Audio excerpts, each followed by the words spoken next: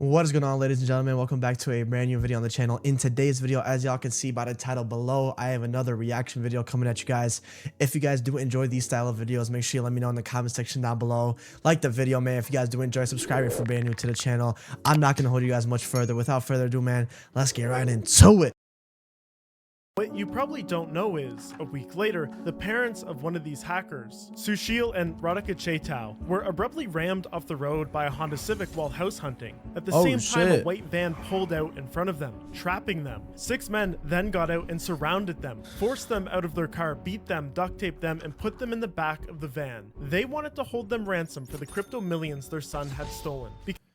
See now, bro, if you're already gonna do some bullshit ass stuff like this, bro, at least have the decency to semi protect or cover your tracings, bro. Because now look, bro, you done got into some bullshit, bro, and now your family's got to pay for it. Your mom and dad, bro, just going out for a regular stroll, you know what I mean, doing what they need to do, regular chores and shit, just for you. Your fucking dumbass wants to do something and now they gotta pay for it, bro. Because after pulling off the heist, these hackers had gone on an absurd, ostentatious spending spree. See, look, bro, that kind of attention what I say attracts predators. But of course, to understand this stupid story, we bro. have to take a deep dive into the seediest sides of the internet, what's known as the comm.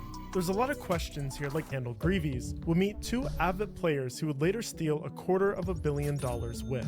The first was John DL Serrano, who was then playing under the handle I am Box Tops. The second was Veer Chaitau, who went by Wiz. If you search these names on Google, they have fucking code names and shit too. You can find a good amount about their history in these early days. John DL was apparently running a Discord server where people could buy and sell Minecraft accounts. Some with rare names or Minecon capes could even fetch thousands of dollars. It's the first sign they were getting into this sketchy side of Minecraft where accounts are hacked and stolen and then traded for real money. This is important on these PvP servers. People often use cheat clients to get an advantage, and so their accounts get banned, they need new ones, and stolen Minecraft accounts can cost as cheap as $1 versus spending 30 with Mojang. And we know Malone was using these clients because people were posting videos trying to expose him for it. He was also making a little money by scamming people in game. The other thing is, these hacking clients always seem to have communities around them involved in other sorts of online abuse, and it's clear that this group had gone full into it because they had no problem doxing the admins of these servers. We're talking releasing their social security numbers and addresses when they got into an argument with them. And in one case, Malone even sent emergency services to one of their homes. If you've been around sketchy kids online, there's many that will dabble in these cheat clients and buying hacked accounts.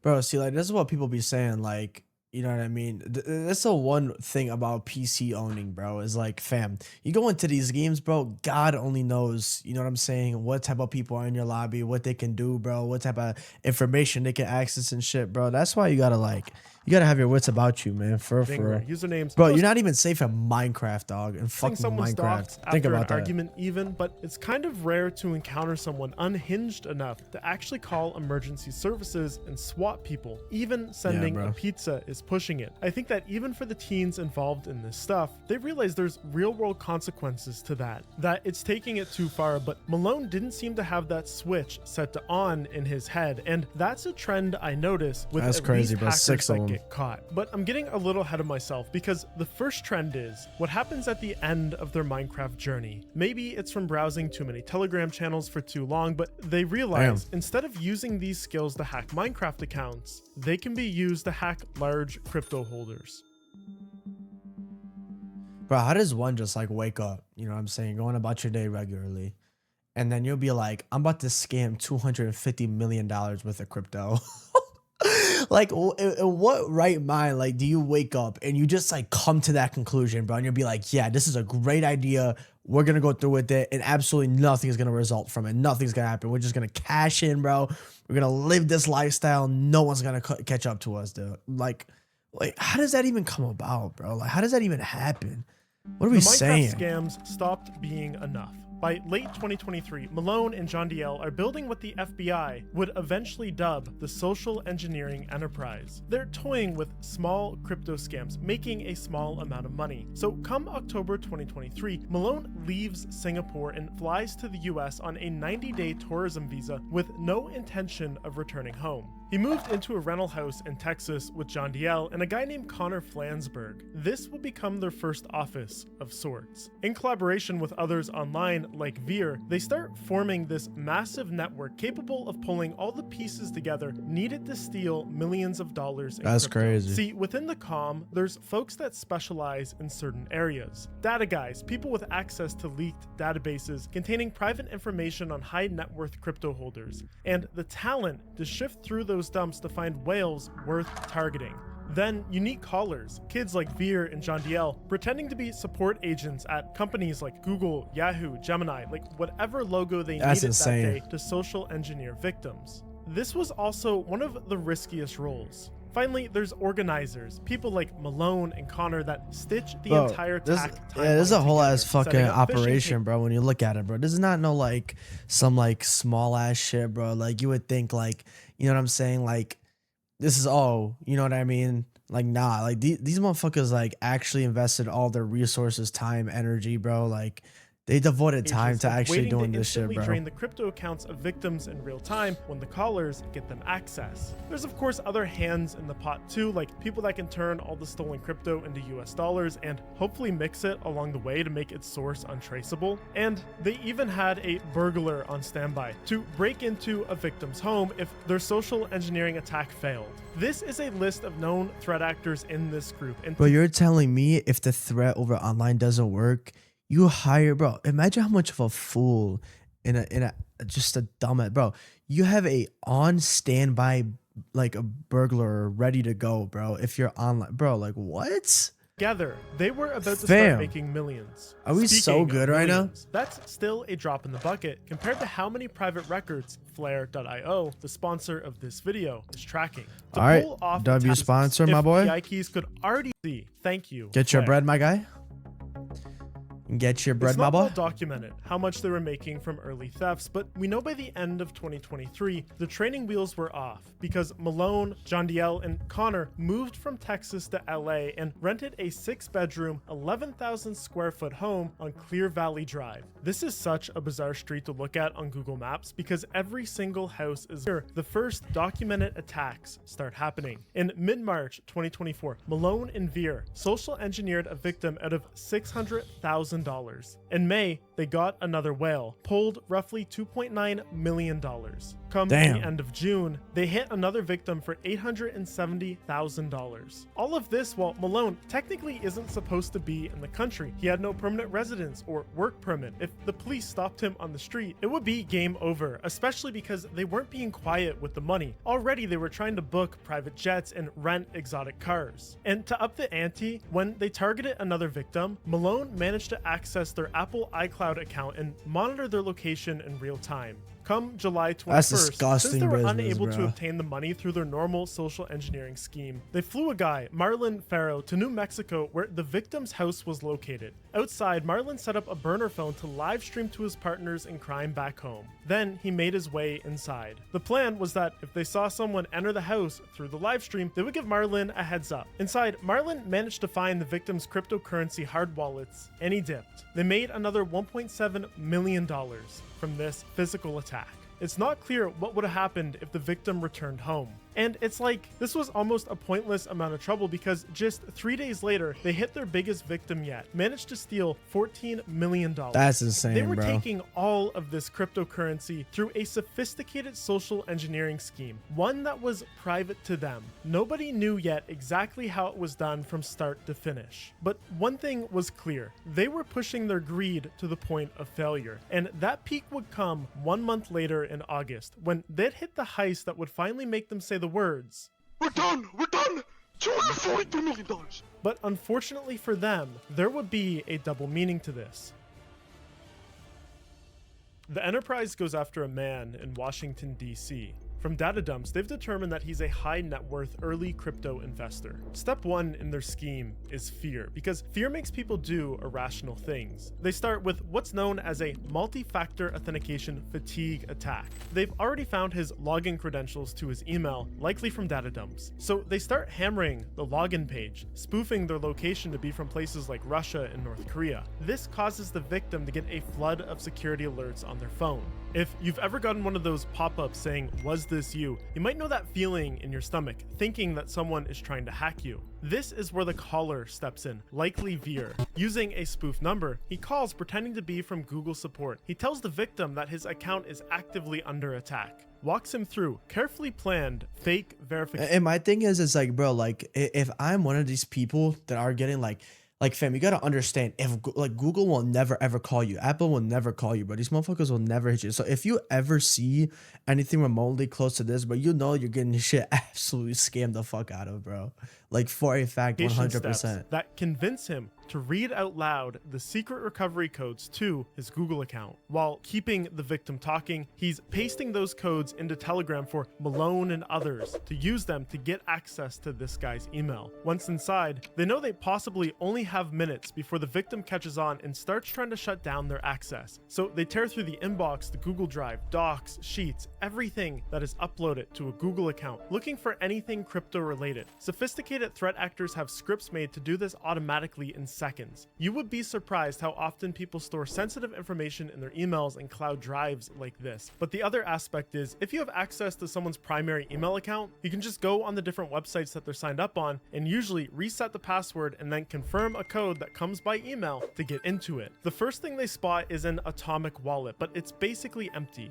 Then they notice that the victim has serious holdings on Gemini, the crypto exchange, not the AI chatbot, but there's time-based two-factor authentication on the account. They can't get in with their email access alone. Behind the scenes on Telegram, they start trying to improvise a plan. They decide to run a second call. This time, Jondiel pretending to be from Gemini Security. They tell the victim that his crypto accounts might also be compromised and pressure him to move funds to safety and quick. Under that pressure, the victim sends around $3 million to wallets controlled by the social engineering enterprise, believing he's just moving it to a safe, temporary holding wallet owned by Gemini for these situations. With the victim still scared and cooperating, they decide to push it even further. They convince him to install AnyDesk, to quote, share his screen so they can help with the recovery. Except AnyDesk is remote desktop software. It basically gives them root access to his machine like they're sitting in front of it. Once connected, they notice the victim has a Bitcoin Core wallet. They ask him to open it, and they can't believe what pops up on the screen. He has 4,064 Bitcoins worth $240 million. They can't mess this up. They start instructing the victim to go through steps to restore and back up his Bitcoin Core wallet. They're freaking out in Telegram when he does. Then they instruct him to upload the backed up wallet files to OneDrive for, quote, safekeeping. Little does the victim know that the enterprise already has access to his OneDrive account through his hacked email. When those files hit the cloud, Malone instantly downloads them, fires them into his own instance of Bitcoin Core. The fuck is this guy doing, huge transactions, he sends all of the coins from the victim's wallet to one they control. And here's that exact moment. It's on the block. Oh my god! Fucking what? God! Oh my god! No fucking way. $242 million! Bro, I'm gonna spaz out! Yo! We're done! I'm spazzing out! Do you know how much money that is? Holy shit! Quarter of a bill. Spent 3 days or is it 4 days? Oh! That's pretty funny. Pretty 10 pretty funny. I'm gonna lose my Bro, shit. like, imagine, bro, this is some low life ass activities, bro. Instead of earning your own shit, bro, you're out here fucking scamming people that trying to make honest shit, bro. Like, that's crazy, man. And like, you over here fucking, again, bro, you think that absolutely nothing's gonna come about this is absolutely insane. If you think you're gonna finesse 240 mil like that, bro, I would fucking flip over like $2 grand, bro, $3 grand, let alone fucking 240 fucking million dollars, bro. Like, hell nah, bro. Yo, how do I, hold on. But little did they know, this call was being recorded, but that was going to take a little while to come out. For now, they were planning a spending spree like none other. But first, they had to tumble these Bitcoins so they couldn't be traced back to the hack when they cashed them out.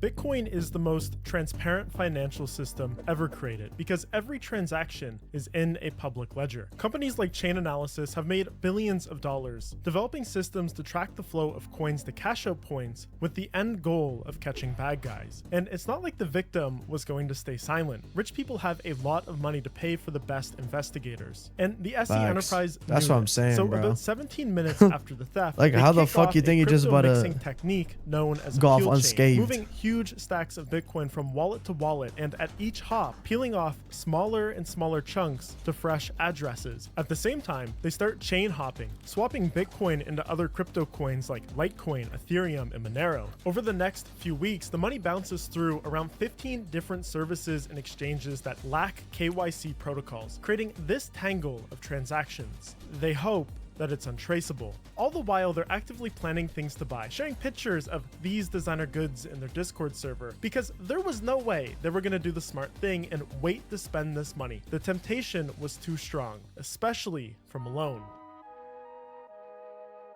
Yeah, bro. Like the SIM swappers before them, Some fucking Malone bozos and out here, friends, bro. still in LA, decided to hit the luxury clubs. And all these videos start surfacing online of Malone spending hundreds of thousands of dollars on VIP sections and bottle service. DJs are calling him out by name on the microphone. Who the f is Malone? Hey, yo, Malone, you going real crazy like it's your birthday. One time, to thank them, he handed a DJ a 6-liter golden bottle of Ace of Spades champagne worth $25,000 to $60,000. Another time, he sent a DJ home with a $2,000 tip and tens of thousands in unopened bottles. He posted this TikTok. Crazy the next ass day. shit. His tabs were astronomical. Here's one for $250,000, and that was probably a light night. Another one for $300,000, and here's a third for $500,000. There's people on TikTok reporting that they saw him spend up to $2 million in a night at these clubs.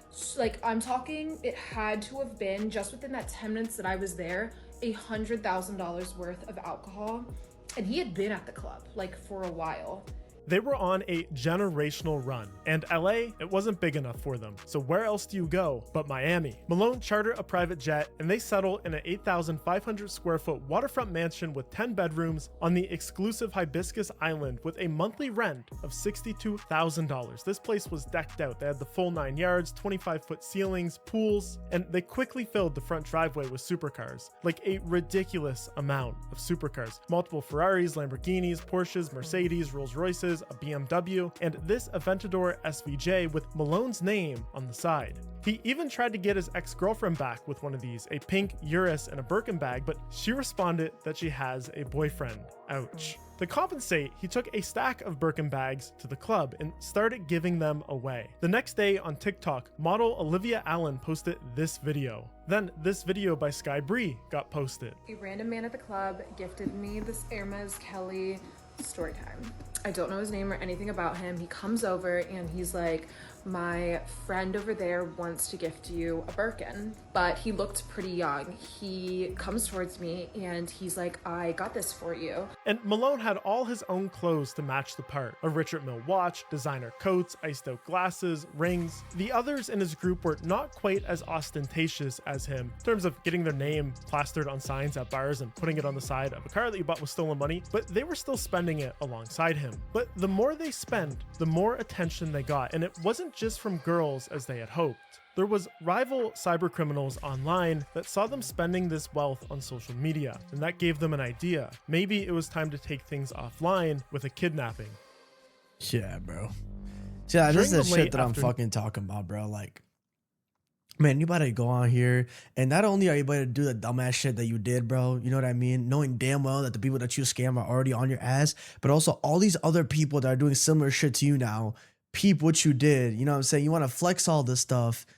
And noon, Sushil and Radhika you're just getting yourself in a bunch of shit. An upscale neighborhood in Danbury, Connecticut. Cruising around in the matte gray Lamborghini Urus Veer had bought for them. He told them he was making money online through crypto trading. As they turned a corner, a white Honda Civic suddenly slammed into the back of the Lambo. At the same time, a white Ram ProMaster van cut them off from the front, boxing them in. There was nowheres to go. 6 masked men dressed in black jumped out. They yanked the Chaitaus out of the Urus and dragged them towards the van. When Sushil resisted, they beat him with a baseball bat and threatened to kill him. Inside the van, they bound both of their arms and legs with duct tape. Radhika was forced to lie face down and told not to look at them. She struggled to breathe and begged them to stop, telling them she had asthma. The attackers wrapped duct tape around Sushil's face and hit him several more times as the van sped away. They wanted to hold them ransom for the crypto millions their son had stolen, but they hadn't gone quietly in their abduction. Several witnesses saw the ambush and immediately called 911, including an off-duty FBI agent who lived in the neighborhood. He started tailing the van and the Honda, stayed on the phone with dispatch, and even managed to get them license plate information. The Danbury police, thanks to this, were quick to pick up the trail. When a patrol officer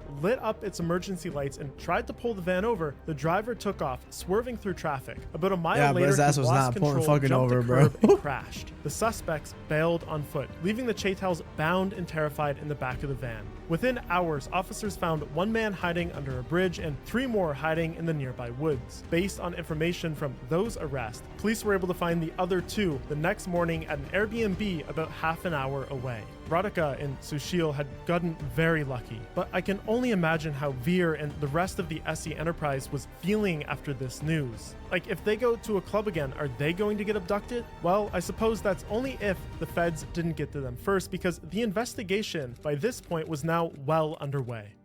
Damn. Yeah, bro. GG's, my guy. Zach XBT, a scam survivor turned self-proclaimed 2D investigator. You said was off UFC just about already? to go Yeah, through bro. airport Trying to react to security some shit, bro. when he Recording some received YouTube vids, my man. a Bitcoin transfer for $600,000 had just hit a tiny exchange he monitors, an amount 10 times bigger than what normally moves through that exchange. Then, while he's standing at his gate, he got a ping. Another million had just hit. Then another ping, this time for 2 million. At this point, he's tracing the blockchain on his phone as he's shuffling forward in the boarding line, racing against the 30-minute takeoff window where the plane will go dark with no Wi-Fi. By the time the plane lifts off, he's done it. He's traced the money backwards to a single wallet that had been sitting untouched since 2012, holding hundreds of millions in Bitcoin, until today, when someone started dumping it as fast as they could through exchanges with terrible fees and little security protocols. To him, it's obvious a whale wouldn't cash out like this. This, as he's seen time and time again, is what happens after a massive theft.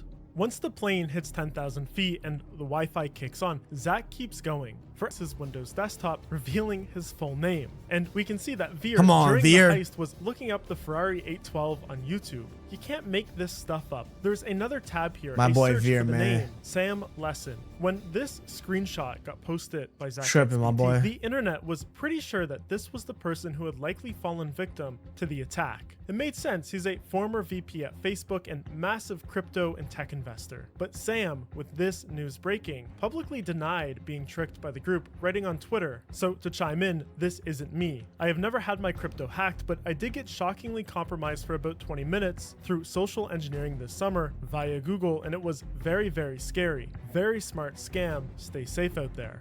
So the mystery as to who the victim is lives on, but for the social engineering enterprise, unbeknownst to them, Zach had found their identities, was watching them on Instagram as they were out living it up, collecting evidence. So when the moment was right, the feds would have no doubt about securing a strong conviction.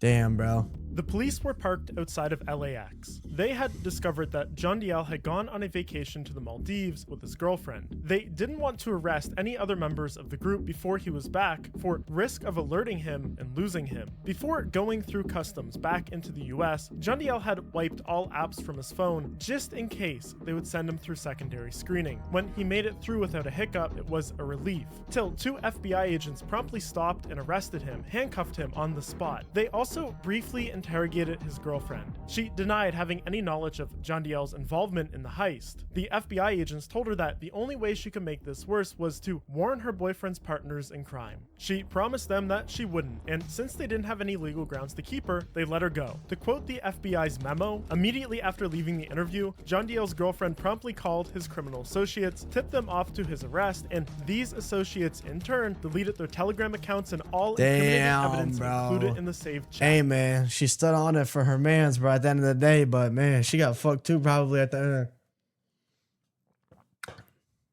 So y'all know, man, don't be out here doing this dumbass shit, bro.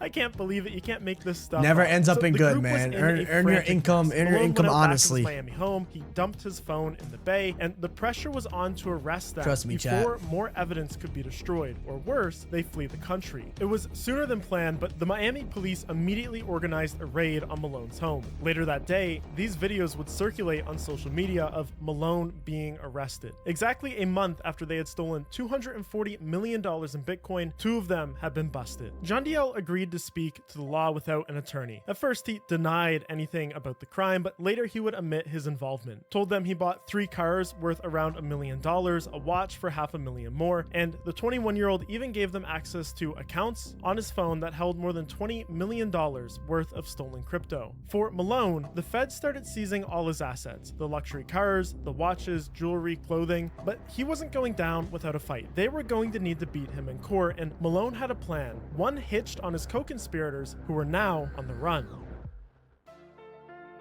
You think the rest would lay low for a while, but they didn't. In fact, they were trying to help get Malone out. According Bro, to the after all FBI, this, bro, you co-conspirator still Tom not laying Flansburgh low, my started guy? selling high-end cars to raise money for Malone's lawyers. When word Chog. of this reached Malone in jail, he was not impressed. On a recorded call, he said, quote, "Why is he selling M3s? Tell Connor to not give back those cars. It's effing $200K. I wiped that with my... I don't want that. I want my people to have Damn, their... bro. If he wants me out, tell him to get his money to the lawyers, not by selling cars." In another call, the FBI caught him leaning hard on someone only identified as co-conspirator 1, quote, "You know I'm taking this for you, right? You know I'm in here and it's not my mistake. You're the only people. Y'all have the money. You know how it works. The lawyers care about money. I'm talking about pay the lawyers." I wonder, who could My this boy, you're over here, co-conspirator bro. one be? You're over here talking about pay the lawyers, bro. Like my man is sitting up here acting like whoever it is, bro. They're not getting you out of this shit, bro. Like bro. One thing is this, bro. When it comes to the feds, bro, like they're gonna do their due diligence before they go in on anything, bro. So whatever you got, bro, like they're coming back 10x, bro. Literally.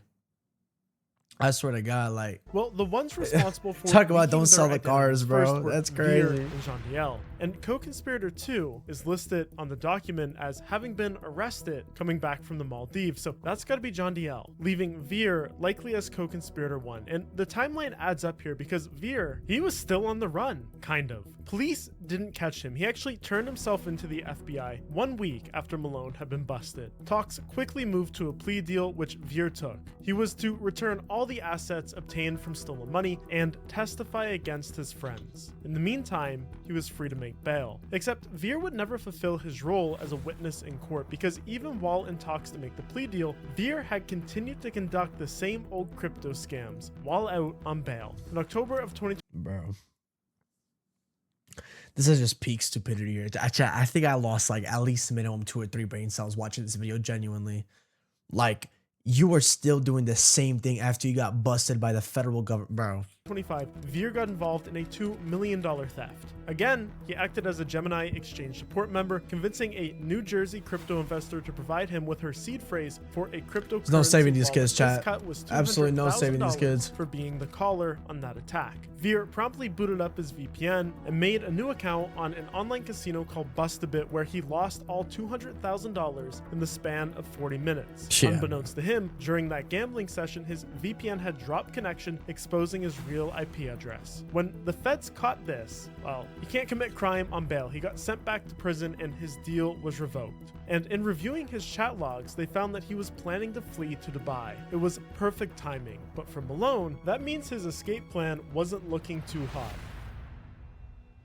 Damn, the By trials, bro. How does this shit even play the out? party was officially over because in May, a superseding federal indictment dropped. A full-blown racketeering case. The SE Enterprise was being Damn. formally charged as a RICO conspiracy. That My stole boys more got than RICO charges $263 from this million in crypto, laundered it through peel chains and mixers, and backed it up with Oh my real-world God. beacons. With this indictment came arrest against many of the lesser-known members of the group. I mean, listen, bro. At the end of the day, like, what do you expect from this shit? Like, look, bro. We said from the start, bro.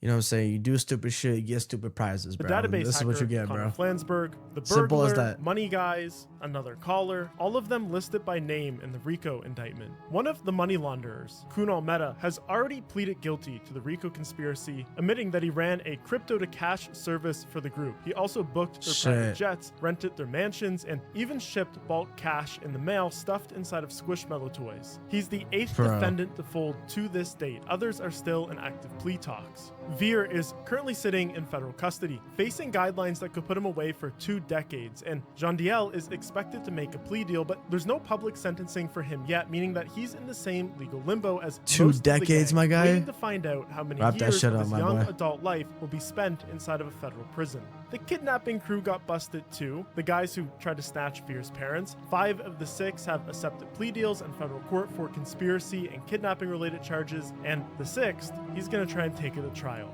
And then there's Malone. When we last left him, he was locked up in Virginia, still trying to pull strings from behind bars, including, according to this RICO indictment, having his friends hand-deliver his girlfriend more Hermes Birkin bags while he was still behind bars waiting for trial. Like, you just can't make this stuff up. Since then, things have only escalated for him legally. Like, this RICO indictment got pinned on him, and he's being charged with RICO conspiracy, conspiracy to commit wire fraud, and conspiracy to launder monetary instruments. On paper, each of those carry up to 20 years, but with the dollar amount slammed, involved bro. and the number of victims, he's realistically looking at a sentence that could last most of his lifetime if he loses at trial. His first trial date was originally set for October 2025, but when the feds added these 12 defendants and mountains of new evidence under the RICO indictment, that was postponed. Malone is now being held in the Alexandria jail in Virginia. In November 2025, he was back in court for a status hearing where his lawyers told the judge that the government had served up a new plea offer. The court approved money for a special computer, one not connected to the internet, so Malone could finally review the mountain of discovery. A terabyte of chat logs, blockchain traces, ISP dumps to try and convince Malone to take this plea deal instead of taking it to trial. Both sides are due back in court in December for an update. As of right now, he hasn't taken the deal. He's still officially not guilty, claiming he wasn't the mastermind while sitting at the center of a RICO case built around his online handles. So what happened to all the money?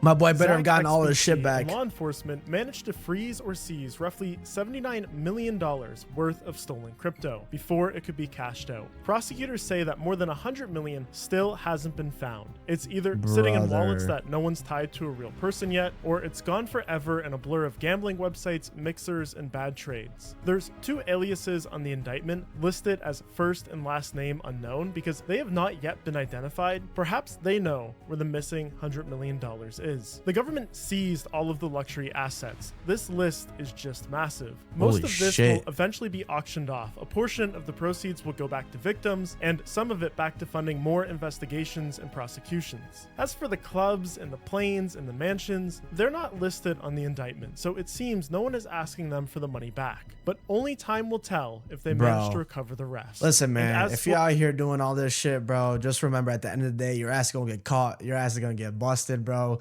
Like, you're gonna have your little 2 seconds of fame, your little 2 seconds of shine to yourself, bro. But at the end of the day, earn your money honestly, chat. I think that's gonna do it for me. I'm gonna catch y'all on the next video.